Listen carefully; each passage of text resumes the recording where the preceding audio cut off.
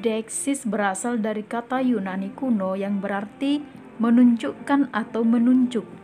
Dengan kata lain, informasi kontekstual secara leksikal maupun gramatikal yang menunjuk pada hal tersebut baik benda, tempat, ataupun waktu, itulah yang disebut dengan deiksis. Misalnya, he, here, now. Ketiga ungkapan itu memberi perintah untuk menunjuk konteks tertentu agar makna ujaran dapat dipahami dengan tegas. Tenses atau kala juga merupakan jenis deiksis. Misalnya, then hanya dapat dirujuk dari situasinya. Yang kedua, menurut Levinson tahun 1983, memberi contoh berikut untuk menggambarkan pentingnya informasi deiksis. Misalnya, Anda menemukan sebuah botol di pantai berisi surat di dalamnya dengan pesan, "Meet me here a week from now with a stick about this big." Pesan ini tidak memiliki latar belakang kontekstual sehingga sangat tidak informatif. Dalam KKBI, deiksis diartikan sebagai hal atau fungsi yang menunjuk sesuatu di luar bahasa, kata tunjuk pronomina, keterkaitan, dan sebagainya. Menurut Bambang Yudi, deiksis adalah suatu cara untuk mengacu ke hakikat tertentu dengan menggunakan bahasa yang hanya dapat ditafsirkan menurut makna yang diacu oleh penutur dan dipengaruhi situasi pembicaraan.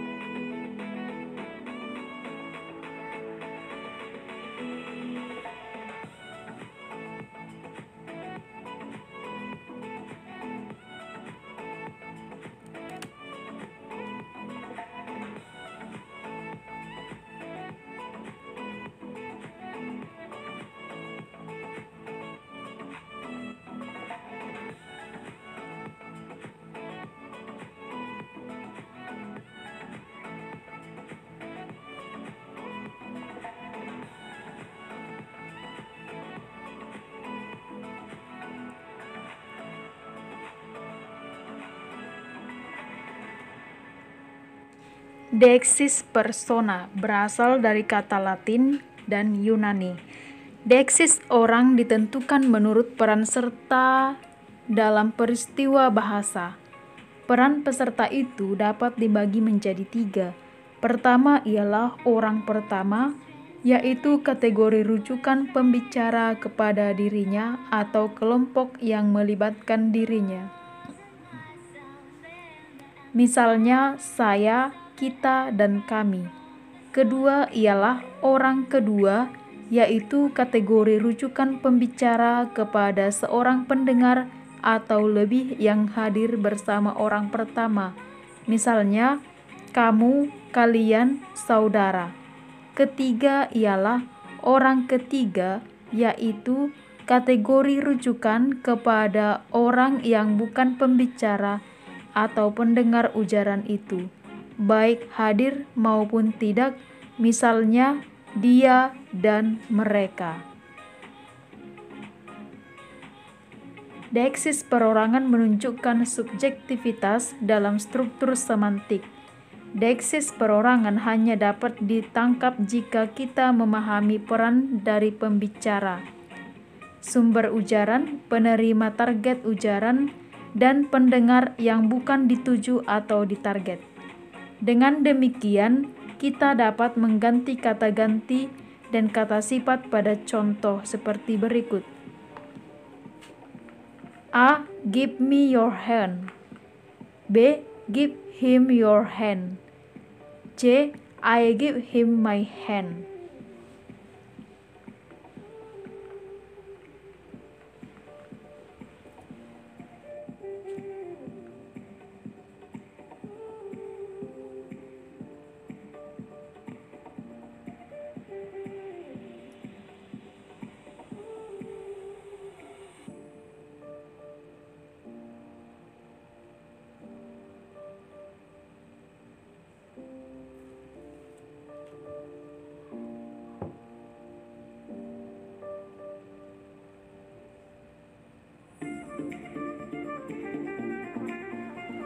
Jenis-jenis pronomina.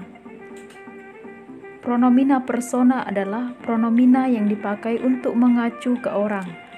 Pronomina dapat mengacu pada diri sendiri atau persona pertama, mengacu pada orang yang diajak bicara, atau mengacu pada orang yang dibicarakan, atau persona ketiga. Menurut Moeliono tahun 1997 nomor 172.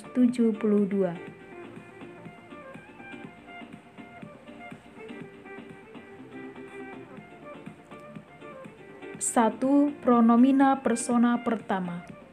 Dalam bahasa Indonesia, pronomina persona pertama tunggal adalah saya, aku, dan daku. Bentuk saya biasanya digunakan dalam tulisan atau ujaran yang resmi. Bentuk saya dapat juga dipakai untuk menyatakan hubungan pemilikan dan diletakkan di belakang nomina yang dimilikinya. Misalnya, rumah saya, paman saya. Pronomina persona pertama aku lebih banyak digunakan dalam situasi non-formal atau lebih banyak menunjukkan keakraban antara pembicara atau penulis dan pendengar atau pembaca. Pronomina persona aku mempunyai variasi bentuk yaitu ku dan ku. Sedangkan untuk pronomina persona pertama daku pada umumnya digunakan dalam karya sastra. Selain pronomina persona pertama tunggal, bahasa Indonesia mengenal pronomina persona pertama jamak, yakni kami dan kita.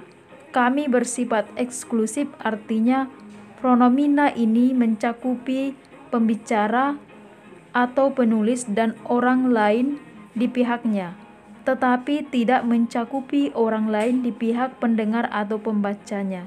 Sebaliknya, kita bersifat inklusif, artinya pronomina itu mencakupi tidak saja pembicara atau penulis, tetapi juga pendengar atau pembaca, dan mungkin pula pihak lainnya.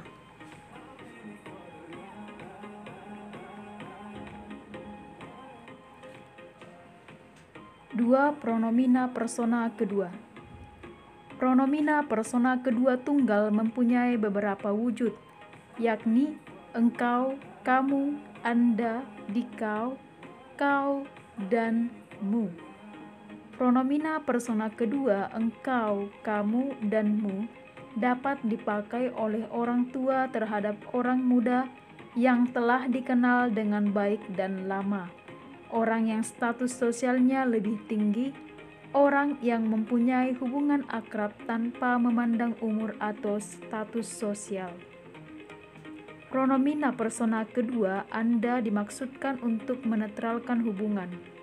Selain itu, pronomina Anda juga digunakan dalam hubungan yang tak pribadi, sehingga Anda tidak diarahkan pada satu orang khusus dalam hubungan bersemuka, tetapi pembicara tidak ingin bersikap terlalu formal ataupun terlalu akrab. Pronomina persona kedua juga mempunyai bentuk jamak, yaitu bentuk kalian dan bentuk pronomina persona kedua ditambah sekalian. Anda sekalian, kamu sekalian. Pronomina persona kedua yang memiliki variasi bentuk hanyalah engkau dan kamu. Bentuk terikat itu masing-masing adalah kau dan mu. 3. Pronomina persona ketiga. Pronomina persona ketiga tunggal terdiri dari atas ya, dia, nya, dan beliau. Dalam posisi sebagai subjek atau di depan verba, ia dan dia sama-sama dapat dipakai. Akan tetapi, jika berfungsi sebagai objek atau terletak di sebelah kanan dari yang diterangkan, hanya bentuk dia dan nya yang dapat muncul. Pronomina persona ketiga tunggal beliau digunakan untuk menyatakan rasa hormat, yakni dipakai oleh orang yang lebih muda atau berstatus sosial lebih rendah daripada orang yang dibicarakan. Dari keempat pronomina tersebut, hanya dia, nya, dan beliau yang dapat digunakan untuk menyatakan milik. Pronomina persona ketiga jamak adalah mereka. Pada umumnya, mereka hanya dipakai untuk insan. Benda atau konsep yang jamak dinyatakan dengan cara yang lain.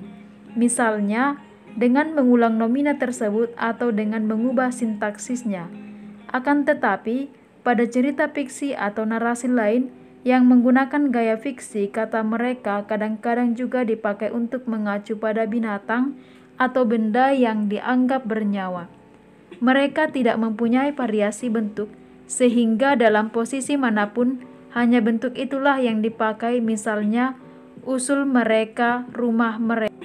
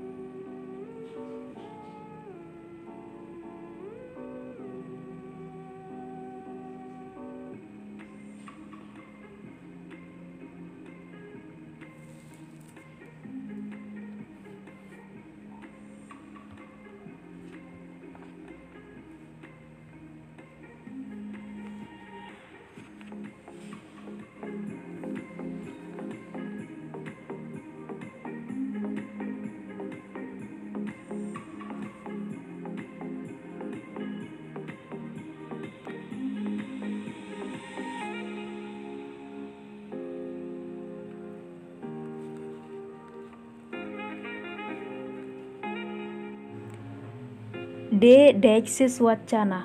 Deiksis wacana ialah rujukan pada bagian-bagian tertentu dalam wacana yang telah diberikan atau sedang dikembangkan. Menurut Nababan tahun 1987 nomor 42. Deiksis wacana mencakup anafora dan katafora. Anafora ialah penunjukan kembali kepada sesuatu yang telah disebutkan sebelumnya dalam wacana dengan pengulangan atau substitusi. Katafora ialah penunjukan ke sesuatu yang disebut. Deiksis wacana itu adalah kata atau frasa ini, itu, yang terdahulu, yang berikut, yang pertama disebut, begitulah, dan sebagainya. Contohnya, paman datang dari desa kemarin dengan membawa hasil palawijanya. Contoh yang kedua, karena aromanya yang khas, mangga itu banyak dibeli. Dari kedua contoh di atas dapat kita ketahui bahwa pada contoh tersebut tadi mengacu ke paman yang sudah disebut sebelumnya, sedangkan pada contoh yang kedua mengacu ke mangga yang disebut kemudian. 5. Deiksis sosial. Deiksis sosial ialah rujukan yang dinyatakan berdasarkan perbedaan kemasyarakatan yang mempengaruhi peran pembicara dan pendengar. Perbedaan itu dapat ditunjukkan dalam pemilihan kata. Dalam beberapa bahasa, perbedaan tingkat sosial antara pembicara dengan pendengar yang diwujudkan dalam seleksi kata dan atau sistem morfologi kata-kata tertentu menurut Nababan tahun 1987 nomor 42.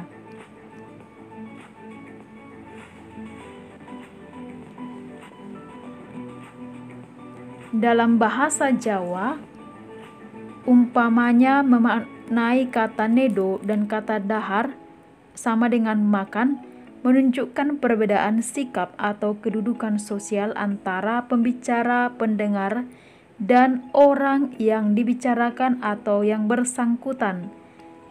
Secara tradisional, perbedaan bahasa atau variasi bahasa seperti itu disebut tingkatan bahasa dalam bahasa Jawa. Ngoko dan kromo dalam sistem pembagian dua atau ngoko madyo, dan kromo kalau sistem bahasa itu dibagi 3, dan ngoko, modyo, kromo, dan kromo inggil kalau sistemnya dibagi 4. Aspek berbahasa seperti ini disebut kesopanan berbahasa.